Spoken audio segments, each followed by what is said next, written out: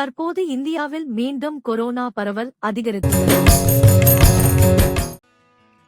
Singapore, Malaysia, Indonesia உள்ளிட்ட நாடுகளிலும் corona தொற்று பரவல் மீண்டும் அதிகரிக்கத் தொடங்கியுள்ளது.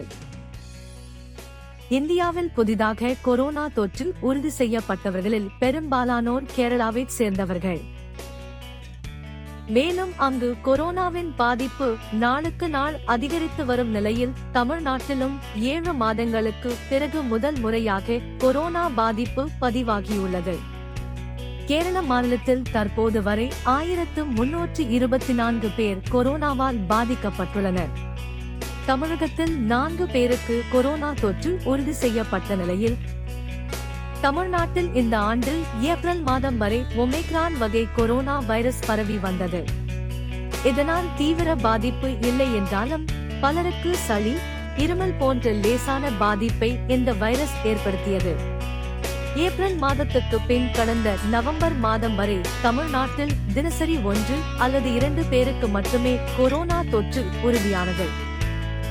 டிசம்பர் மாத தொடக்கம் முதல் தினசரி தொற்று பாதிப்பு மெல்ல அதிகரித்து வந்து கடந்த சில நாட்களாக ஒரு நாளுக்கு அதிகபட்சமாக 20 பேர் வரை தொற்று உறுதி செய்யப்படுகிறது. தற்போது இந்த எண்ணிக்கை 63க்கும் மேல் உயர்ந்துள்ளது. இதனால் தமிழக சுகாதாரத்துறை முகக்கவசம் அணிவது குறித்து பல மாதங்கள் கழித்து மீண்டும் அறிவுறுத்தல்களை வழங்க தொடங்கியுள்ளது. JN1 கொரோனா என்றால் என்ன?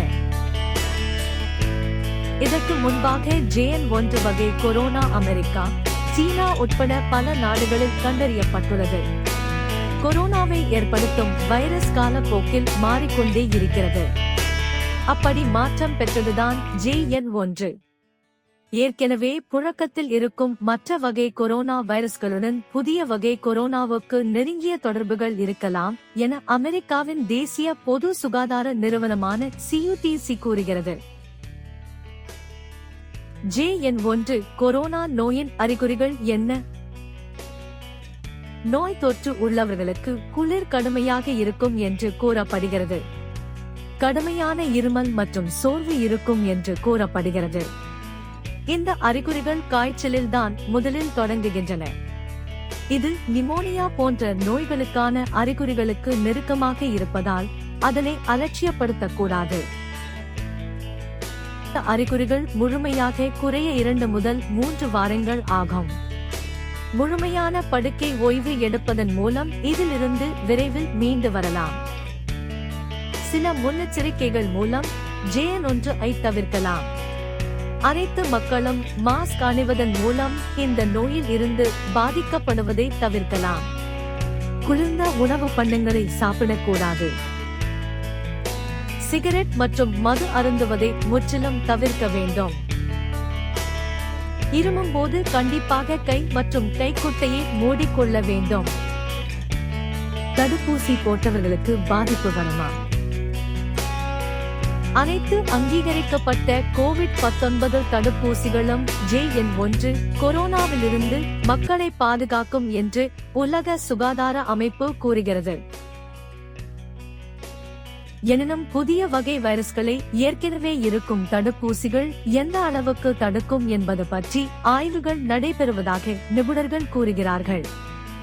JN1 நோய் தொற்றின் விளைவுகள் கடுமையாக இருக்கும் என்று எந்த அறிகுறியும் இல்லை என்று மத்திய சுகாதாரத்துறை அறிவித்துள்ளது. கடந்த 24 மணி நேரத்தில் இந்தியாவில் புதிதாக 358 பேர் கொரோனா தொற்றால் பாதிக்கப்பட்டுள்ளனர். தற்போது நாடு முழுவதும் கொரோனாவுக்கு சிகிச்சை பெற்று வருபவர்களின் மொத்த எண்ணிக்கை 2669 அதிகரித்துள்ளதாக மத்திய சுகாதாரத்துறை தெரிவித்துள்ளது. கடந்த 24 மணி நேரத்தில் கொரோனா தொற்றால் கேரளாவில் 3 பேர், கர்நாடகாவில் 2 பேர், பஞ்சாபில் 1 என மொத்தம் 6 பேர் உயிரிழந்துள்ளனர். இதன்படி இதுவரை தொற்று பாதிப்பால் இறந்தவர்களின் எண்ணிக்கை 5,33,327 அதிகரித்துள்ளது. நாட்டின் தொற்று பாதிப்பில் இருந்து மீண்டவர்களின் சதவீதம் 98.81 உள்ளது என தெரிவிக்கப்பட்டுள்ளது.